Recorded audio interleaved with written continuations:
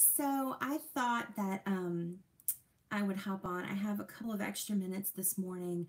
Um, my body just woke up at 3:30 and was like, "Hey," and just wanting to get things started. So I was able to color my hair this morning, and all I have to do is do my foundation, and I'm done. So I thought it would be fun to hop on and answer some questions that I get a lot on on YouTube videos and also on the Facebook page. I see tons of the same questions over and over and over again. And actually, this morning, since I woke up early, I was able to kind of do a deep dive into the page, and I realized that. A lot of times when people post, like just create a new post on the page, especially if it's just text, I don't always see it. Good morning, whoever just hopped on. I know it's early. Thank you for joining. But anyway, as I was saying, if you just go to the page and write a post, especially if it's just text, no pictures associated with it or anything, I don't always see it. It must be some sort of weird Facebook algorithm thing because they like to be stupid sometimes. And so there were a lot of questions that I just didn't see, like going back weeks, that I just had never seen. And a lot of those questions were stuff that we've already, covered in videos or in posts on the page, or that people had already asked and it had been answered. And so that brings up an important point about any sort of Facebook group that you're in. There's a search bar, and it's a really helpful tool. If you have a question, you can just type in a few keywords into that search bar and find any number of posts that cover that topic. And so my suggestion would be to start there, to start with the search bar. And if you don't see your specific question answered, post your question in a comment on one of those other posts. And then that way, any people associated with that post, me as the original poster or as a commenter, will see it more easily according to the Facebook algorithms, and then you'll get answers, more speedy answers to your questions. So that's number one thing that I noticed this morning. I didn't know that it was happening, so I just thought that I would address that, because I don't want anybody to feel like they're being ignored, or that there's no answers to their questions, or they're just kind of stuck like Chuck on their own trying to figure things out, because the whole purpose of the page is to make sure that people are not stuck like Chuck and can actually get the help that they need. So there were a lot of other questions, and I kind of made a little list this morning, and I'm going to start with the easiest and work my way back. So the one of the other questions that always pops up is about brows, and I have never done a brow video. I think I might have done like a little bit of something in another video about my brows, but y'all, the issue is that my brows are just a problem. And I don't use Savvy Minerals stuff in my brows. I just don't. I could mix something with the multitasker and foundation and get a look, but the thing is I went and got my brows done by a friend of mine. She has a salon, and I got one of her products for brow products, and so I'm trying to finish that up, and it's working well for me, and so I'm just going to continue using that until it's done, and then figure out what I want to do after that.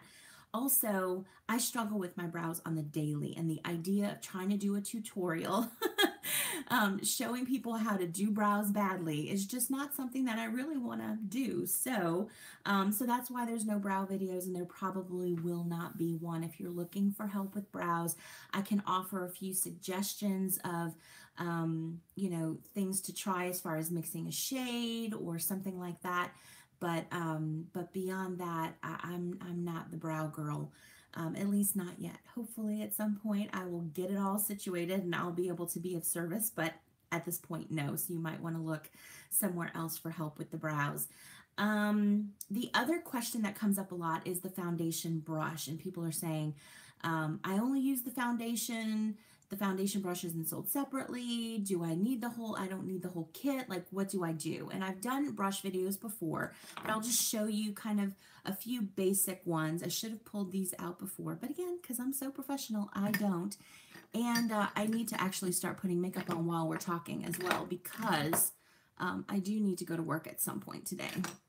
Did I give? No, I didn't give it away. Okay, good. So basically, if you look at, where's my actual Savvy Minerals? Hold, please. Okay. So this is the Savvy Minerals foundation brush. And as you'll notice, the bristles are, if you can compare it to like a flat top kabuki, they're a little bit longer than a traditional foundation brush. And also the top is rounded. So basically when you push it against your face, you see it kind of splays out like that. Whereas with the flat top kabuki, it's already kind of splayed. The roundness, I think, works better for this type of foundation. So if you don't want to buy the whole Savvy Minerals brush kit, there are a couple of alternatives for you. Basically, you want to look for something that has kind of a little bit of a longer bristle and that's rounded on the top. These are two really, really good options. This is the Real Techniques buffing brush. It's sold in a kit for about, with like 2 or 3 other brushes, for about $12 or $13. And then this is the e.l.f., what is it called? Ultimate Blending Brush. And you can get this at any drugstore that has e.l.f. products. And it's about $8. So either one of these or something with a similar shape would be good to use if you don't have the Savvy Minerals foundation brush. Okay, I need to start putting makeup on my face. And while I do that, I can show y'all a new way that I'm doing my foundation. It's been working really, really well. So I have my DIY Glow Primer, which I need to make more of very quickly. And then I just put a little bit of my foundation in the cap here. And I take some of the primer and put it on my fingers. I find that with this DIY Glow Primer, the best way to apply it is with your fingers. And then I tap into the foundation, and then I just smooth it onto my face. I focus primarily on the areas where I need the most coverage, so like my cheeks, my chin, and right above my eyebrows. And then I just repeat that step until my face is nicely covered with the primer. And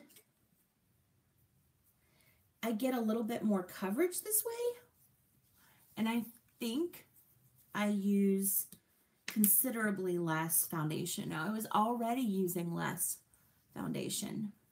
The redness is going to calm down. It's just because I'm fiddling with my face. But I was already using less foundation before, but this I use even less, which is always good, because those of us who need full coverage know that that we go through this foundation fairly quickly, more quickly than others for sure. And yeah, if we can save, why not, right? So then I just go over lightly in the areas where I need additional coverage, and it usually doesn't take me very long. Again, it wasn't taking me long before, but it takes me even less time now to achieve full coverage, which I'm almost there. And I just did one tap. I'm on to second tap and spritz, and I'm going to go up here and bring it down on my nose.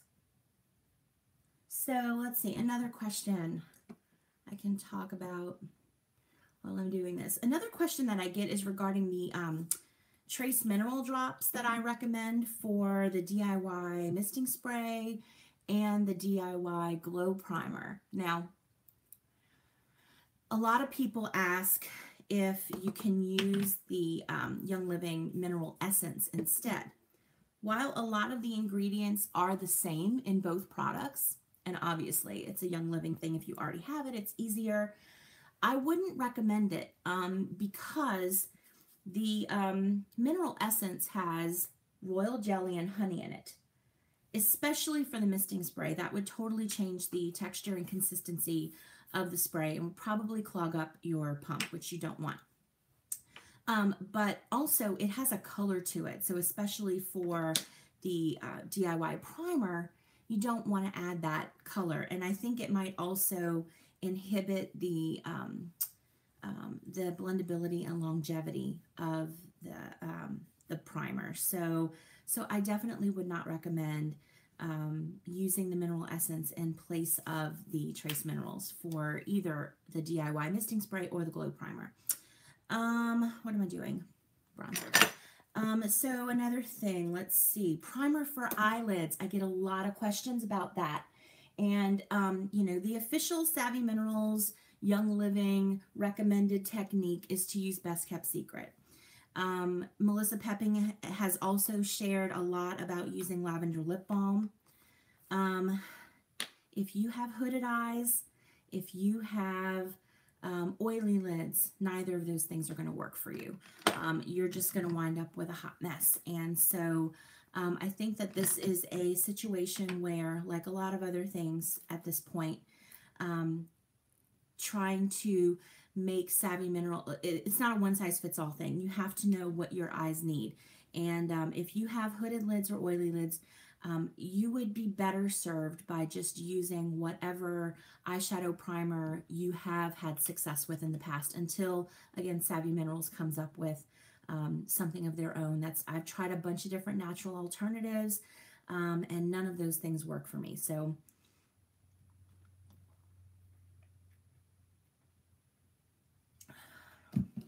again, it's a matter of knowing what you need, and you can't always make the existing Savvy Minerals line conform to suit every single need that you have. Which brings us to another area where we try to make Savvy Minerals work as is, and be something that it's not, and that is with concealer for under eyes especially. I know a lot of people are like, you need a shade lighter for your concealer, and you just use, you know, a shade lighter foundation and you're good. Well, if you don't have significant bags or circles under your eyes and you just want to smooth and brighten that area, then yes, a lighter shade of foundation would be great.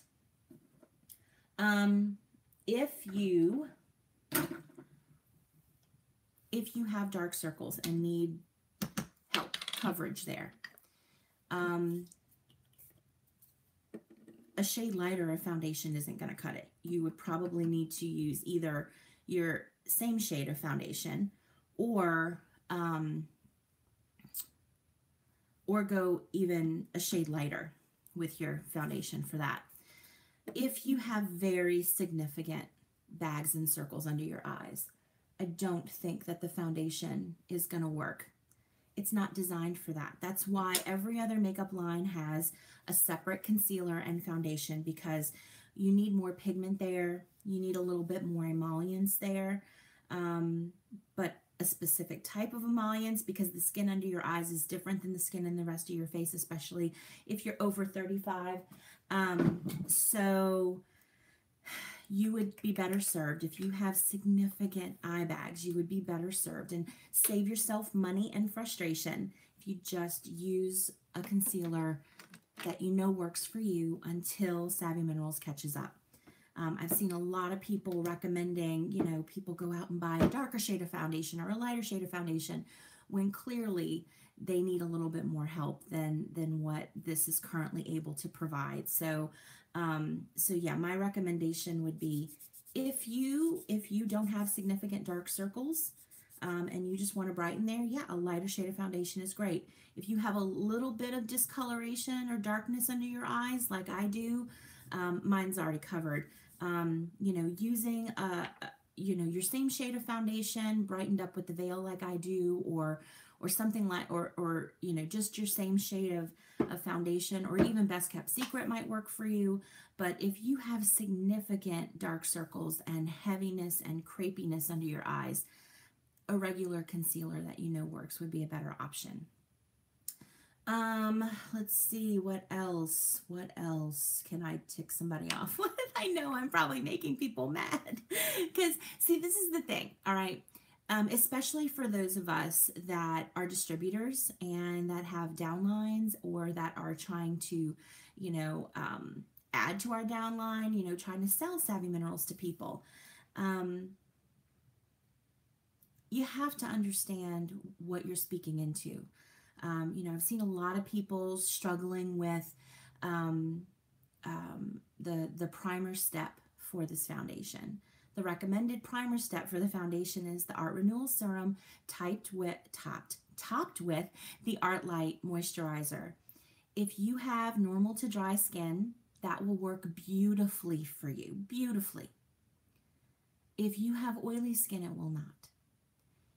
If you have oily skin, even just the Art Light Moisturizer will not. I tried it. Now, I'm a Young Living member. I've been a member for a long time. I am a distributor. So I bought the Art Light Moisturizer and tried it and was thoroughly disappointed in how it performed on my skin for the purposes of using it with this makeup. So I was like, okay, I'll just use it at night. It's fine. I'll try something else.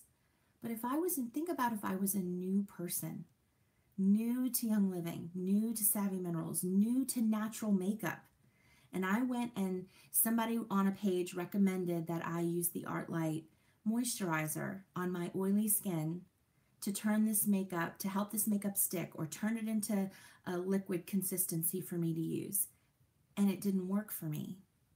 How disappointed would I be? How frustrated would I be?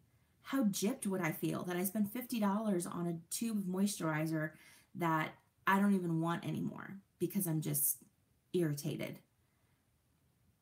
My recommendation to everyone, whenever I leave a comment about getting a good hydrating base for this foundation, is start with what you have. People who are trying to achieve better coverage, I see a lot of people recommending you need to bake a lighter shade first, or you need to bake a darker shade first, or try baking the foundation, or try mixing 2 shades, or whatever. I always encourage people to start with what they have and try to help them modify using the existing things that they have instead of sending them out to spend a whole lot more money on something that might not work for them. Or recommending a labor-intensive technique, or recommending a product-intensive technique. Baking takes a lot of product. So I share that for those of us who are distributors, especially because you don't want to set people up to feel sold to or to feel like they wasted their money. We know that these products are amazing, and we want everyone to have an amazing experience with them. But unfortunately, with the line that it is, it's not going to be able to do everything for everybody. And some skin types, oily skin, some eye shapes, hooded eyes, are going to require some other things, and are going to require something other than the recommended methods that are suggested for these products. So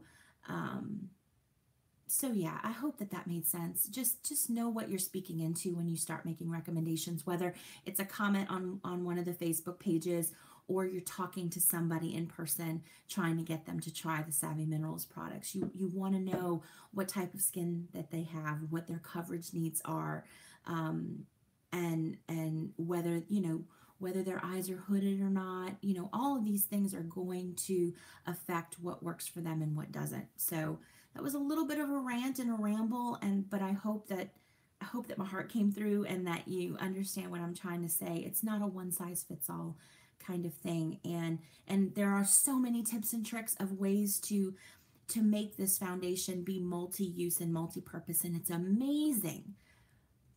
But not every technique is going to work for everybody, and it's always, I think, just a better rule of thumb to recommend to help people use what they have, and to be honest with them and say, you know what, for your particular circumstance, I don't think using the foundation as concealer is going to work for you. Hopefully soon they'll come out with a concealer and it'll be amazing, and that'll be another layer of non-toxicity that you can have in your life. But for right now, just save yourself some headache and use the concealer that works for you. There's nothing wrong with saying that, and people will feel helped, and they'll trust you because they know you're being honest with them. Okay.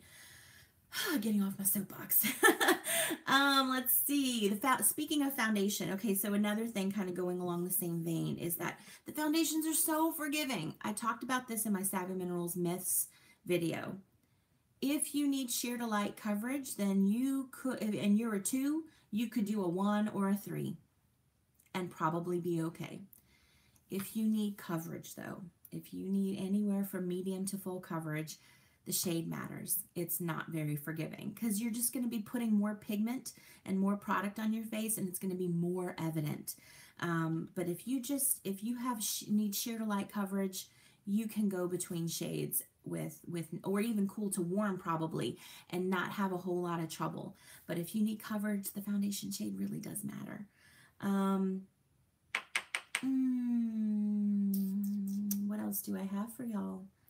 I think that's it. I think that's it. Those were my main topics. If there's a question that you have, that people ask you a lot, or that you don't feel like you've gotten an answer to, pop those down in the comment section below, and I'll see if I can field those for you. Yeah, I don't know. I need to finish getting ready for work, and I've talked way too much. It's been like 20 minutes, and I did not intend for it to take that long. And I did intend for my makeup to be done before I finish this video, and it's not. So I'm going to go do that and rush on out the door. But if you have any comments or questions about anything that I shared, put those down in the comment section below. You can also find me on Facebook at Savvy Girls Guide, or Instagram at SavvyGirlsGuide_YL. I'd love to chat with you there too. If you found this video helpful or informative in any way, I would definitely appreciate a thumbs up, and hitting that little subscription button would be great too. Yeah, I guess that's it for me. Thank you so much for watching and bearing with my rambling get ready with me style video this morning. I hope that you found it helpful, and I hope y'all will join me next time. Until then, bye y'all.